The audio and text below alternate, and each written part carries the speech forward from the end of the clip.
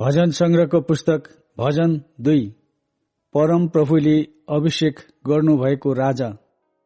जाति जातिहरू किन षड्यन्त्र रच्छन् र मानिसहरू किन व्यर्थका जाल रच्छन्। परम प्रभु र उहाँका अभिषिक्त जनको विरुद्धमा पृथ्वीका राजाहरू खडा हुन्छन् र शासकहरू आपसमा सल्लाह गर्छन्। तिनीहरू भन्छन्, हामी उनीहरूका साङ्लाहरू चिनालौं र उनीहरूका बन्धनहरू फुकाउँ। स्वर्गमा विराजमान हुनुहुने चाहिँ हाँस्नुहुन्छ। परम प्रभुले तिनीहरूको उपहास गर्नुहुन्छ। तब आफ्नो क्रोधमा उहाँले तिनीहरूलाई हप्काउनुहुनेछ र आफ्नो बल्दो कोपमा तिनीहरूलाई यसो भन्दै त्रस्त पार्नुहुनेछ। मैले आफ्नो पवित्र पर्वत सियोनमा मेरो आफ्नो राजालाई नियुक्त गरेको छु। परम प्रभुको यो आदेश म घोषणा गर्नेछु। उहाँले मलाई भन्नुभयो, तिमी मेरा पुत्र हौ, आज मैले तिमीलाई जन्माएको छु।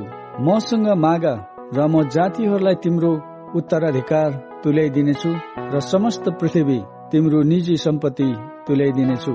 फलामको राजदण्डले तिमीले तिनीहरूमाथि शासन गर्नेछौ र कुमालीको भाँडालाई झैं तिमीले तिनीहरूलाई चकनाचुर पार्नेछौ। यसकारण हे राजा हो, बुद्धिमान हो, पृथ्वीका शासक हो, सावधान भए मानेर परम प्रभुको सेवा गर र कम्पन साथ आनन्द मनाओ। पुत्रलाई चुम्बन गर, नत्र त उहाँ रिसाउनु हुनेछ र तिमीहरू बाटैमा नष्ट हुनेछौ, किनभने उहाँको कोप चाँडै दन्कन्छ। ती सबै धन्य हुन् जो उहाँको शरण पर्दछन्।